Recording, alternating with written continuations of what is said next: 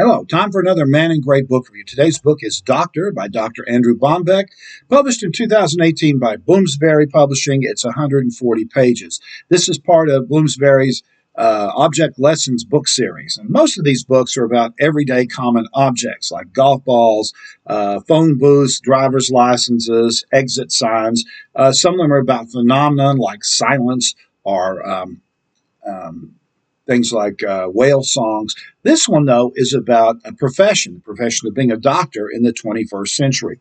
Dr. Bombeck is a neurologist or not neurologist, I'm sorry, a urologist, kidney doctor in Manhattan. And his wife is also a doctor, and his father is a very prominent, nationally known pediatrician, a man who's in his 70s at the time this book was published.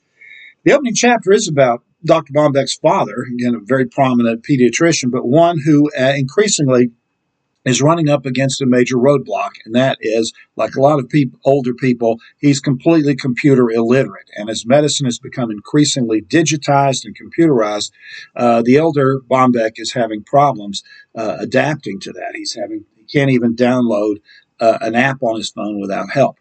And so his wife and the son are kind of gently encouraging him to maybe retire because he's having so many problems with that.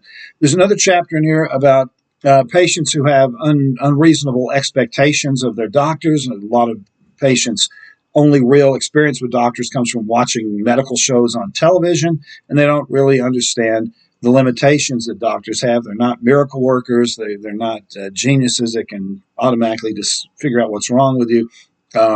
And, of course, treatments vary by individual. There's a chapter on jokes that doctors tell each other and what that reveals about how they feel about their own profession. There's an interesting chapter about the various slogans you see plastered on hospital walls and doctors' offices. Many of these slogans are actually composed by marketing companies, and they on the surface, it appears like these slogans are designed to encourage patients and give them a positive feeling, but they're also designed to try to sell the hospital as a business. And there's in the chapter, the Dr. Bombeck kind of realizes that and talks about how silly it all is. There's also an interesting chapter about how being a doctor in the 21st century has become more difficult thanks to the internet, cell phones, and social media, because now you have patients texting or calling doctors at all hours of the night, all hours of the day.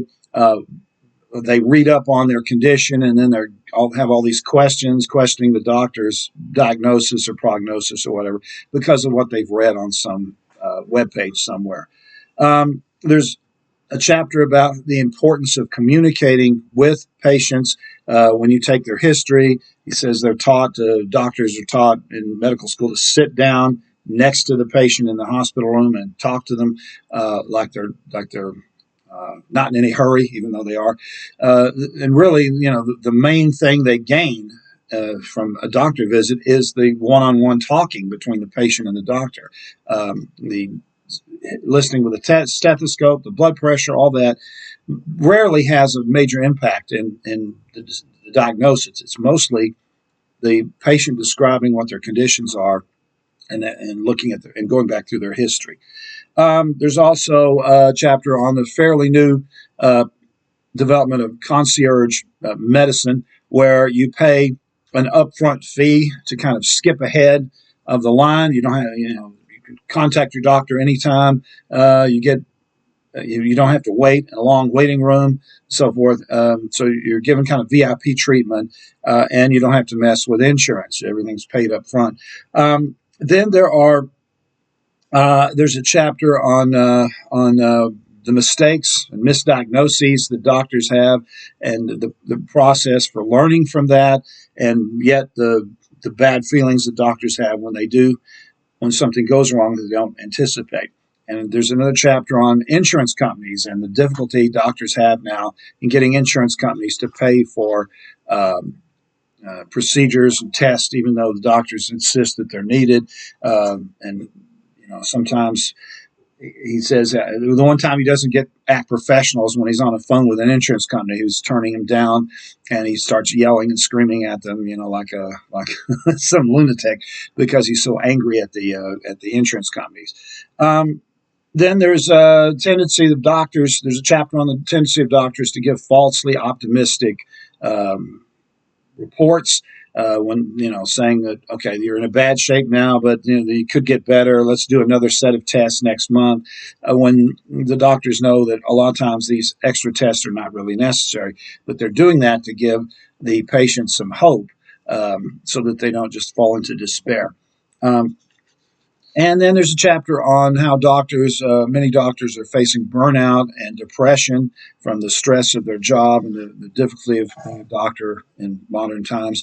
There's a chapter on telemedicine and remote diagnoses using Zoom or some kind of camera setup to diagnose, and what that bodes for the future.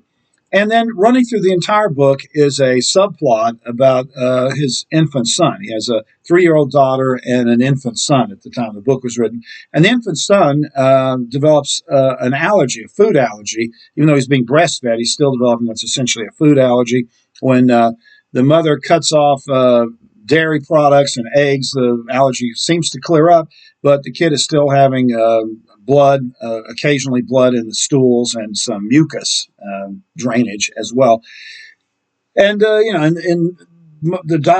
his father tells him, well, this is a condition that's going to solve itself over time. It's just normal position, but the two of them are worried about the kid developing permanent food allergies, and so they go through a whole bunch of elaborate routines to try to cure the kid of this allergy. And the kid's not suffering. He's not in pain. The kid's actually putting on weight. So it's not really a major concern, except to the parents, of course. Even though they're doctors, they're still parents. And the whole thing culminates with a decision to go to several weekend trips upstate to farms where they have their infant son exposed to goats and cows and stuff, with the idea that they'll build up a tolerance for animal proteins and maybe cure the allergy. So it's a diverse book. As you can tell, it covers many different aspects of being a doctor in our current century. It's very well written. It has moments of humor in it. It's not just completely dry. And anyone who's interested in going into the medicine profession, as a doctor, either as a doctor or nurse, would do well to read this book. And as a patient, I think you would gain something too from the way, from getting an insight in how doctors feel, and the pressure they're under to make correct diagnoses and treatments. The book is Doctor. The author is Dr. Andrew Bombeck. This has been another Man in Gray book review. Thanks for watching.